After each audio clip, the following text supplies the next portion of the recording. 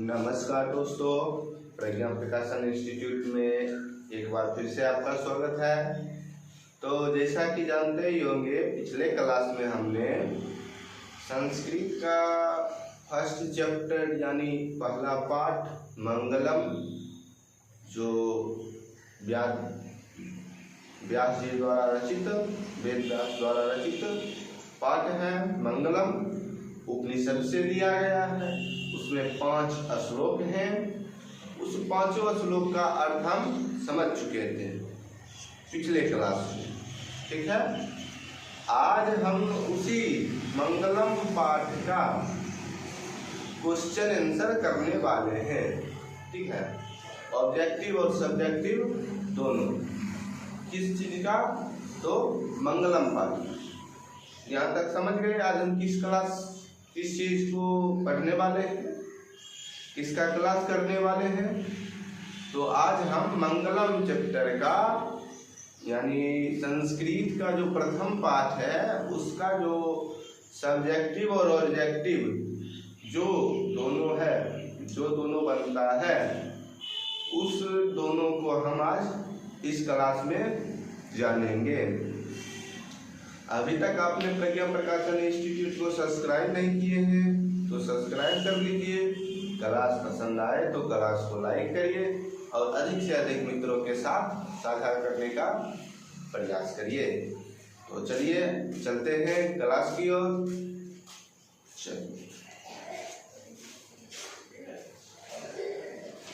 Class की ओर चलिए। आपका फर्स्ट क्वेश्चन है, पहला क्वेश्चन, मंगलम शब्द का अर्थ क्या है?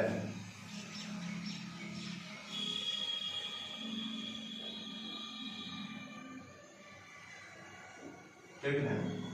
सबसे पहला क्वेश्चन, मंगलम शब्द का अर्थ क्या है? ठीक है। दूसरा क्वेश्चन, मंगलम पाठ किससे लिया गया है?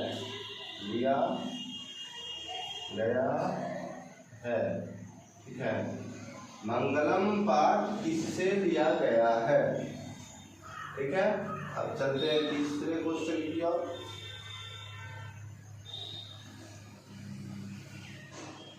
कहता है उपनिषद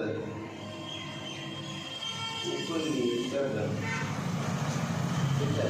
कहता है उपनिषद की कुल संख्या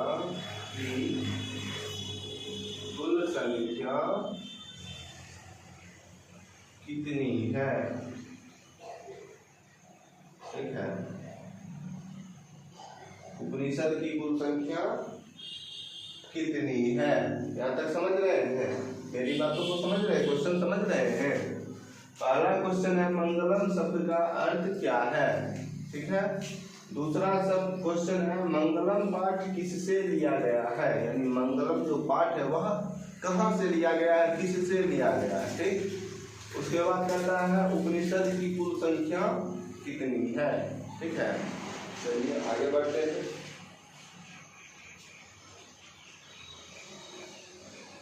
आगे है मंगलम पाठ किस उपनिषद से लिया गया? 4 नंबर क्वेश्चन, मंगलम पाठ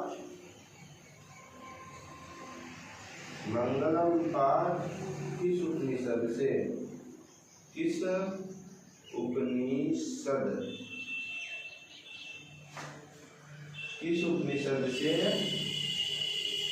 लिया गया है?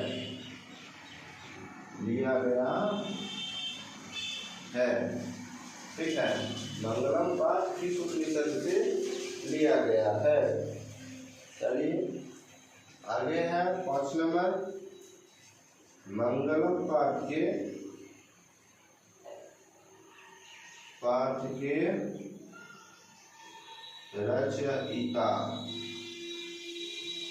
रचयिता कहिए या रचनाकार, या रचनाकार, ये कौन है? ठीक है, यहां तक समझिए। आगे है मंगलम पाठ में, मंगलम पाठ में किसके किसके महिमा का गुणगान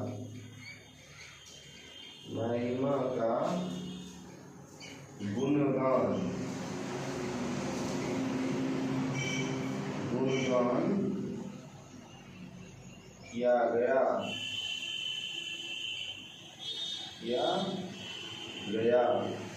ठीक है, यहाँ तक समझ गए। मंगलम पाठ में किसके महिमों का गुणगान किया गया, यहाँ तक समझने में दिक्कत नहीं। 6 नंबर समझ गए। चलिए 7 नंबर, मंगलम पाठ में कितने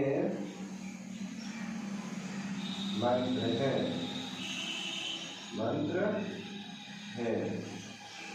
ठीक है। 8 नंबर क्वेश्चन करता है,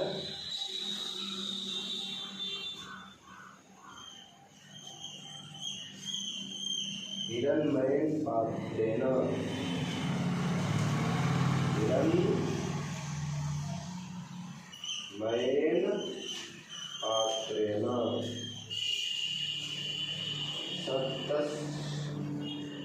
हिरण्मयेन पात्रेण दृष्टये, ठीक है। ये कहता है किस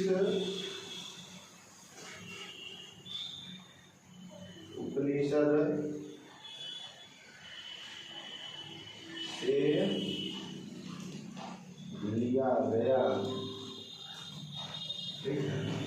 ये क्वेश्चन 9 नंबर क्वेश्चन करता है, सत्य का मुख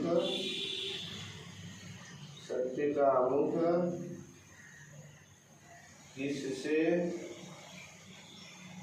ढका हुआ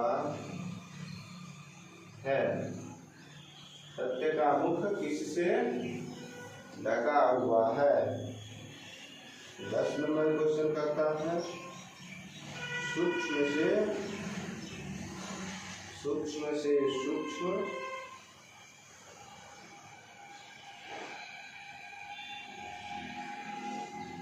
क्या है या कौन है? कौन है या क्या है? ठीक है, सूक्ष्म से सूक्ष्म क्या है? 10 ऑब्जेक्टिव समझे, ये प्रश्न समझे। 10 प्रश्न। पहला है मंगलम शब्द का अर्थ क्या है? मंगलम पाठ किससे लिया गया है? उपनिषद की कुल कितनी संख्या है? मंगलम पाठ किस उपनिषद से लिया गया है? मंगलम पाठ के रचयिता या रचनाकार कौन है? मंगलम पाठ में किसके महिमा का गुणगान किया गया? मंगलम पाठ में कितने मंत्र हैं? हिरण्मयेन पात्रेण दृष्टये किस उपनिषद से लिया गया? सत्य का मुख किससे ढका हुआ है? सूक्ष्म से सूक्ष्म कौन है या सूक्ष्म से सूक्ष्म क्या है? यहाँ तक क्वेश्चन समझ गए। चलिए, आपसे बन गया हो तो बहुत अच्छी बात। आपसे यदि ये 10 प्रश्न बन गया हो तो बहुत अच्छी बात। नहीं बना है तो चलिए हम बताते हैं। ठीक है, चलिए, मंगलम शब्द का अर्थ क्या है? तो मंगलम शब्द का अर्थ है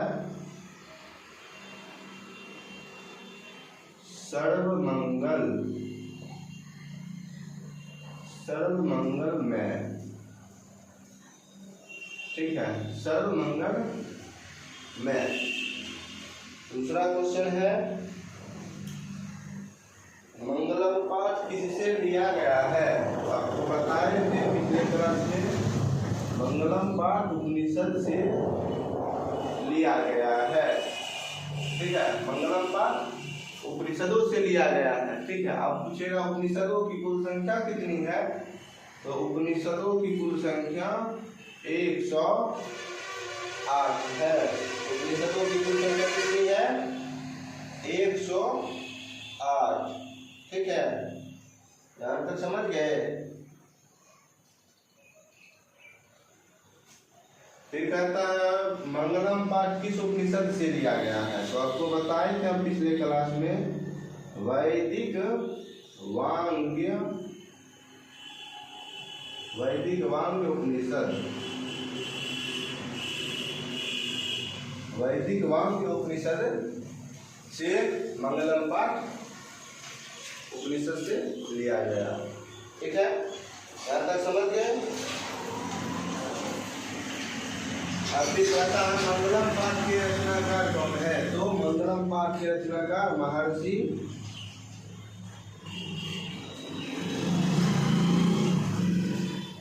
मंगलम पाठ के रचयिता महर्षि वेदव्यास, महर्षि वेदव्यास। मंगलम पाठ के रचयिता कौन है? महर्षि वेदव्यास। ठीक है, इसके बाद कहता है मंगलम पाठ किसके महिमा का गुणगान करता है? तो परमात्मा, परम पुरुष, दिव्य पुरुष परमात्मा का गुणगान करता है। कौन? तो मंगलम पाठ। ठीक है, यहाँ तक समझ गए? चलिए आगे है, मंगलम पाठ में कितने मंत्र हैं? तो पिछले क्लास में हम 5 मंत्र पढ़े थे और मंगलम पाठ में 5 मंत्र ही हैं। ठीक है, फिर कहता है हिरण्मय पात्रे निर्दिष्ट किस उपनिषद से लिया गया?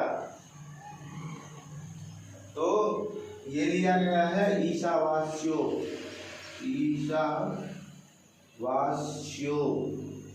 निषद।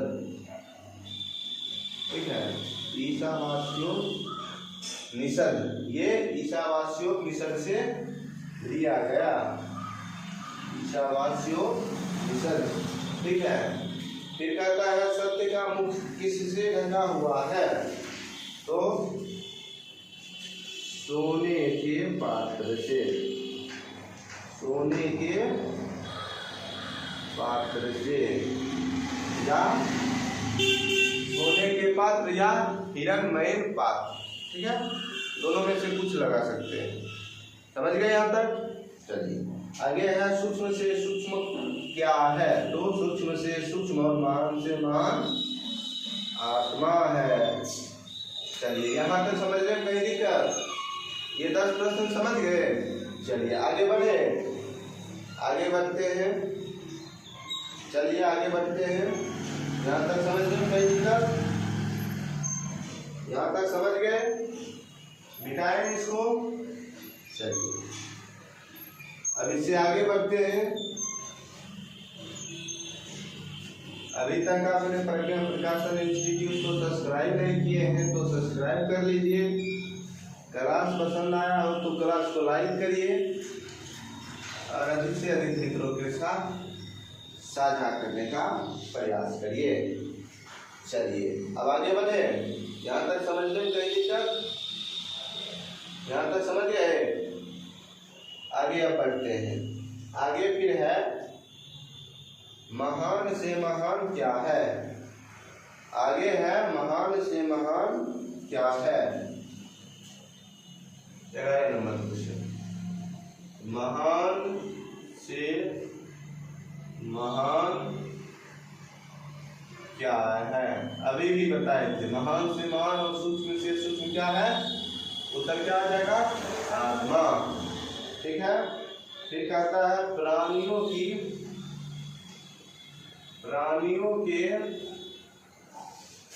हृदय,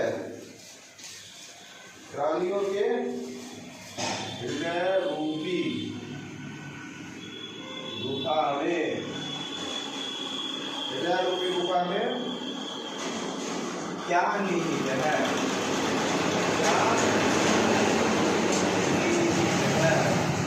क्या क्या हो जाएगा? आत्मा। आत्मा सूक्ष्म से सूक्ष्म और महान से महान है, जो मनुष्य के हृदय रूपी गुफा में निहित है, यानी बंद है। ठीक है, चलिए 13 नंबर क्वेश्चन। विद्वान पुरुष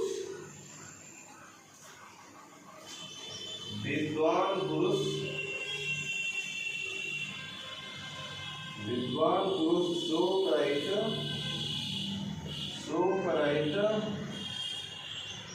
होकर किसे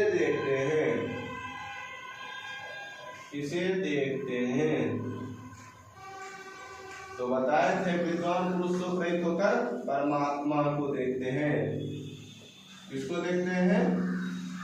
परम पुरुष, दिव्य पुरुष जो है परम आत्मा, परमात्मा। ठीक है, चलिए 14 नंबर क्वेश्चन। अनोर्मियान धातु प्रसादान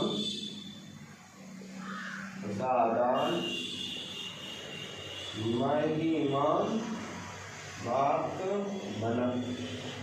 ठीक है, धातु प्रसादान महिमान मात बनक किस उपनिषद से लिया गया? उपनिषद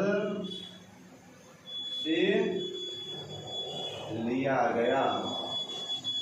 ठीक है, इसका उत्तर क्या हो जाएगा? इसका उत्तर हो जाएगा कंठोपनिषद। इसका उत्तर हम ऊपर लिख देते हैं। ठीक है, कंठोपनिषद। ठीक है, समझ गए? आगे बढ़े, चलिए। फिर कहता है जीत, सदैव जीत किसकी होती है? सदा जीत किसकी होती है?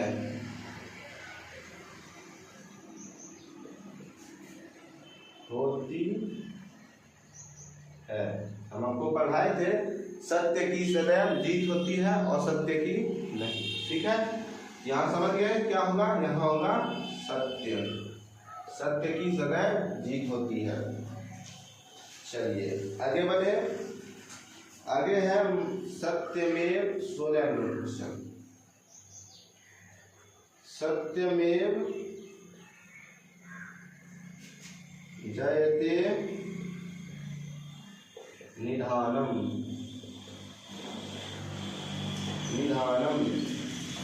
किस उपनिषद से लिया गया? किस उपनिषद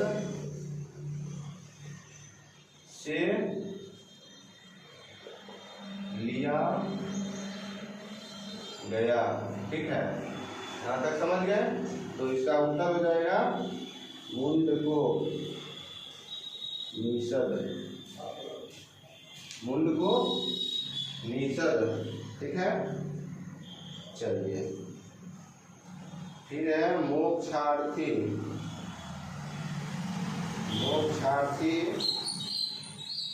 ऋषिगण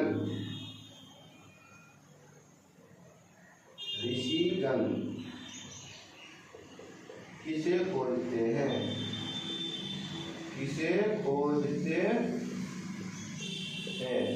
उत्तर क्या हो जाएगा? उत्तर हो जाएगा सत्य को। मोक्षार्थी ऋषिगण किसे खोजते हैं? तो सत्य को। ठीक है, आगे बढ़े। आगे कहता है यथा दिव्यम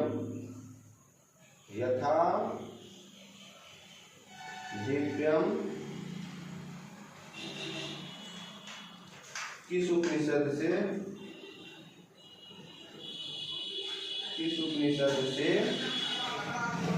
लिया गया?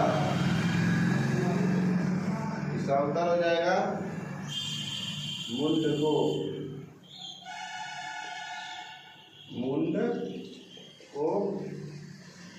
निषद। ठीक है, चलिए आगे कहता है प्रवाहित होती हुई नदी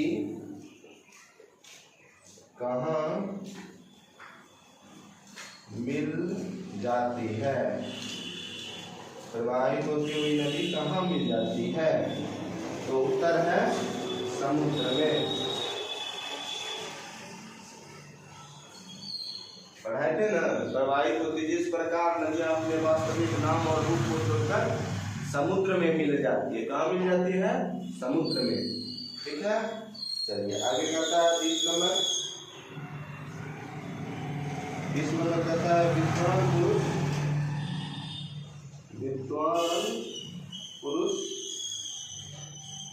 अपने नाम से विमुक्त होकर इसे प्राप्त करते हैं।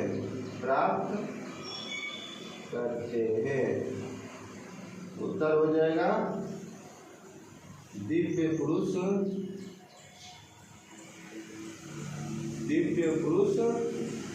परमात्मा। उत्तर क्या हो जाएगा? दिव्य पुरुष परमात्मा। चलिए 21 नंबर की क्वेश्चन है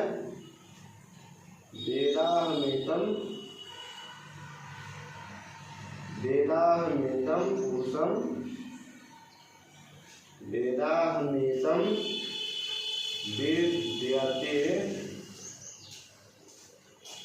यनाय। किस उपनिषद से है? किस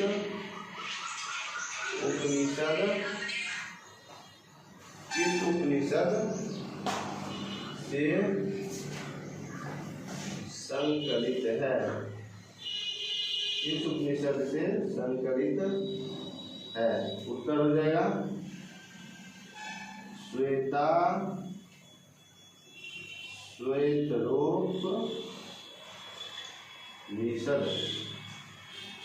उत्तर हो जाएगा श्वेतरोपनिषद। और एक अंतिम प्रश्न है किसका कथन है कि मैं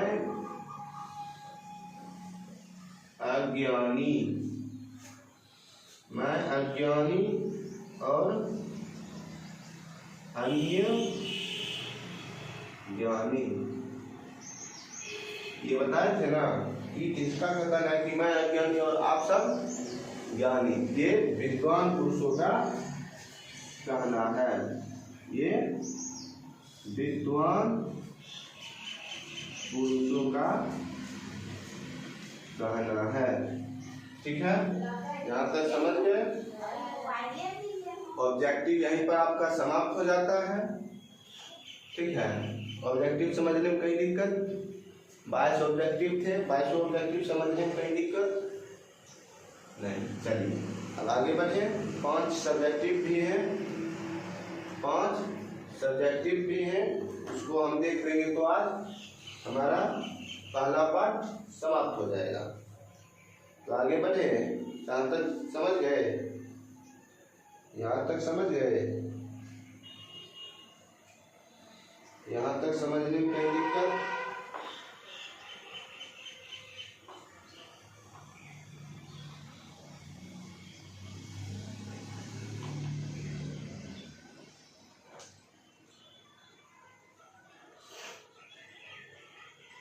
बोल साफ करे। हेलो, यहाँ तक समझ गए? चलिए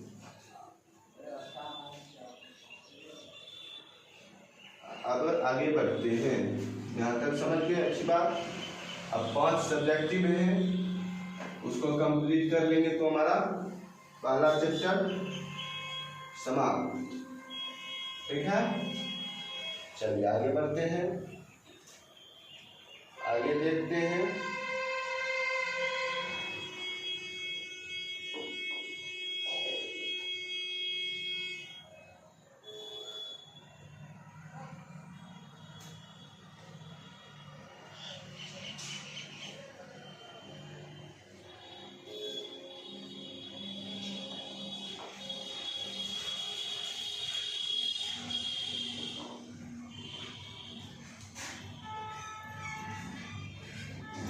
चलिए आपका फर्स्ट क्वेश्चन है मंगलम पाठ के आधार पर सत्य का स्वरूप बताइए। ठीक है, चलिए चलते हैं। मंगलम पाठ के आधार पर सत्य का स्वरूप बताते हैं। तो कहता है महर्षि वेद व्यास द्वारा रचित, महर्षि वेद व्यास द्वारा रचित,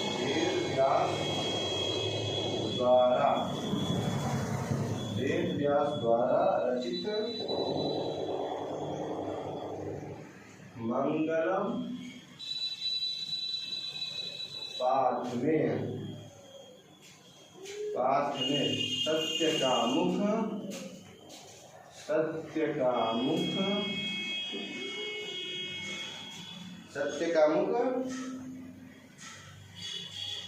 असत्य रूपी गुफा से, असत्य रूपी आवरण, असत्य रूपी आवरण से ढका हुआ है,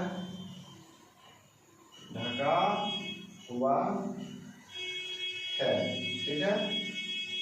सत्य और धर्म की प्राप्ति हेतु, सत्य और धर्म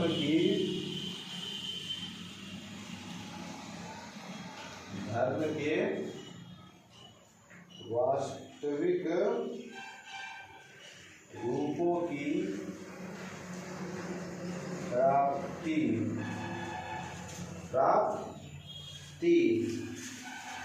के लिए भगवान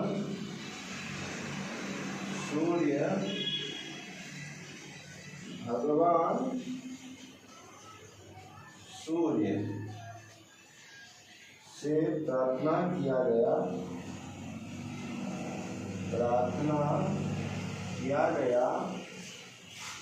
कि उस आवरण को हटा दे। भगवान सूर्य से प्रार्थना किया गया है कि उस आवरण को हटा दे, क्योंकि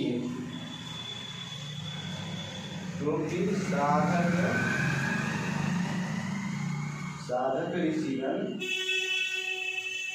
ऋषिगण सत्य के पथ पर गमन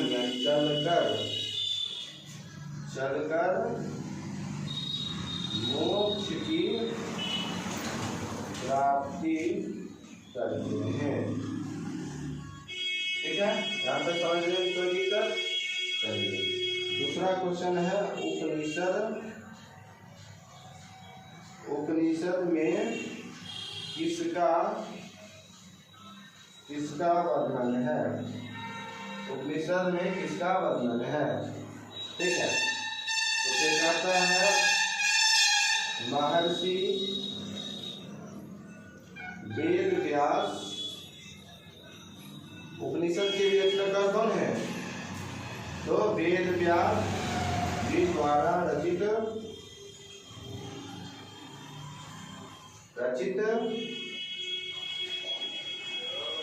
वैदिक वांग्मय उपनिषद में सर्वशक्ति मान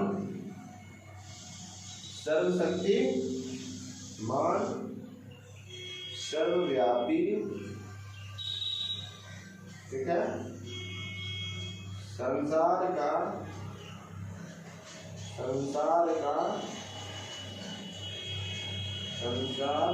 पालन हार, ठीक है, सत्य स्वरूपा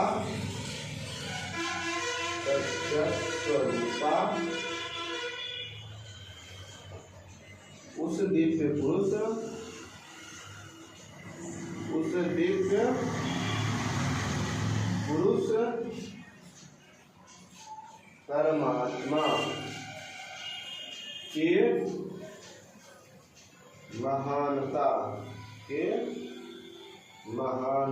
का गुणगान किया है। इसमें किया गया है, तो ये उपनिषद में किया गया है। ठीक है, यहाँ तक समझ गए। चलिए 2 क्वेश्चन कम से कम और, ठीक है, उसके बाद आज की क्लास यहीं पर समाप्त हो जाएगी।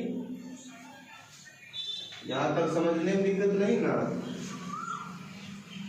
2 क्वेश्चन बताए सब्जेक्टिव, ये 2 समझने में कहीं दिक्कत नहीं। चलिए आगे बढ़ते हैं। आगे फिर कहता है आत्मा का स्वरूप कैसा है। 3 नंबर क्वेश्चन कहता है आत्मा का स्वरूप कैसा है और वह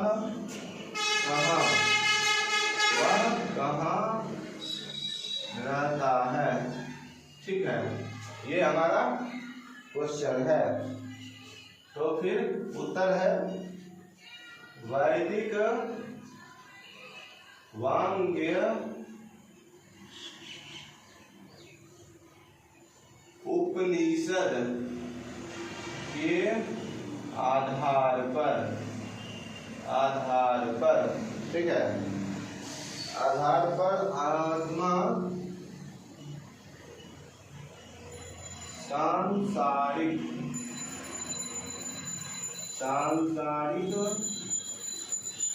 मोह माया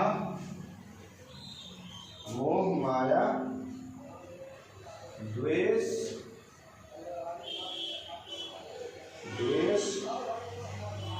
छल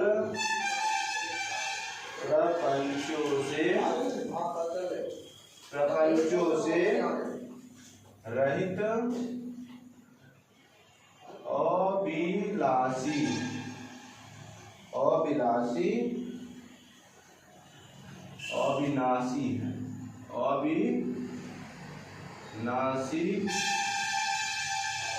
अविनाशी है। ये क्या है? ये आत्मा है जो अविनाशी है, यानी इसका नाश नहीं होने वाला है। ठीक है, अविनाशी है। ठीक, जो सूक्ष्म से सूक्ष्म, ठीक है, और महान से महान है, और यह प्राणियों के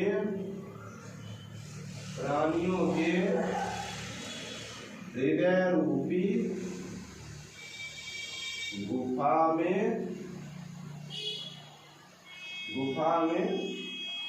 रहता है। ठीक है, यहाँ तक समझ गए? ये प्राणियों की हृदय रूपी गुफा में रहता है। चलिए अब 4 नंबर क्वेश्चन कहता है विद्वान पुरुष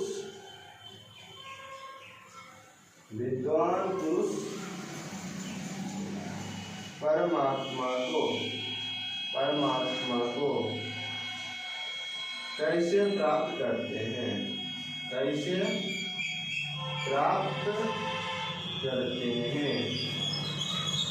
ठीक है, यहाँ तक समझ गए?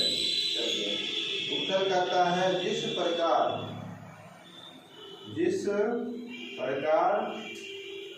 नदियाँ अपने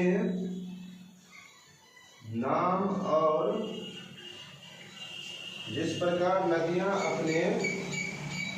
वास्तविक नाम और रूप को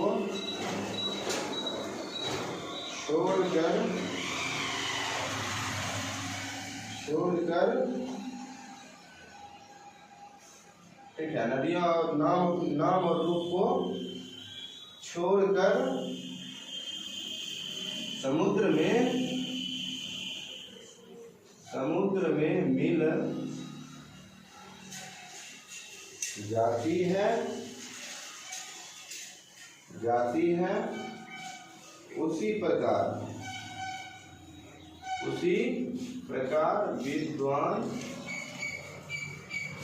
प्रकार विद्वान पुरुष अपने वास्तविक नाम एवं इस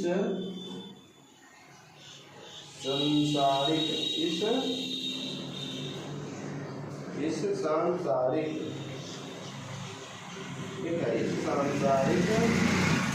मोह माया द्वेष छल प्रपंचो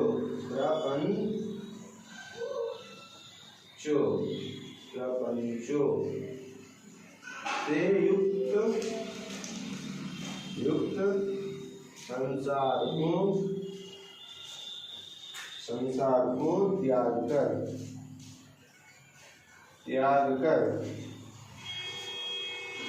परम पिता परमेश्वर के साधना में लीन हो जाते हैं। ठीक है, हो जाते हैं। आपका 4 क्वेश्चन यहीं पर समाप्त होता है। एक अंतिम प्रश्न ये है, मंगलम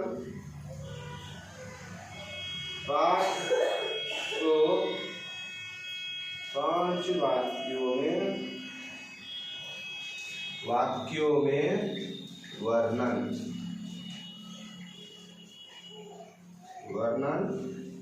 करें। ठीक है, ये क्वेश्चन ये है।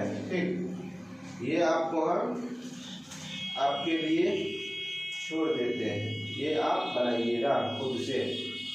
तो यहाँ तक समझने में कहीं दिक्कत? ऑब्जेक्टिव और सब्जेक्टिव दोनों क्लियर हो गया? तो आज के लिए बस इतना ही रहने देते हैं, मिलते हैं अगली क्लास में। धन्यवाद। अभी तक आपने प्रज्ञा प्रकाशन इंस्टीट्यूट को सब्सक्राइब नहीं किए हैं तो सब्सक्राइब कर लीजिए। क्लास पसंद आया हो तो क्लास को लाइक करिए और अधिक से अधिक मित्रों के साथ साझा करने का प्रयास करिए। धन्यवाद। जय जय श्री राधे।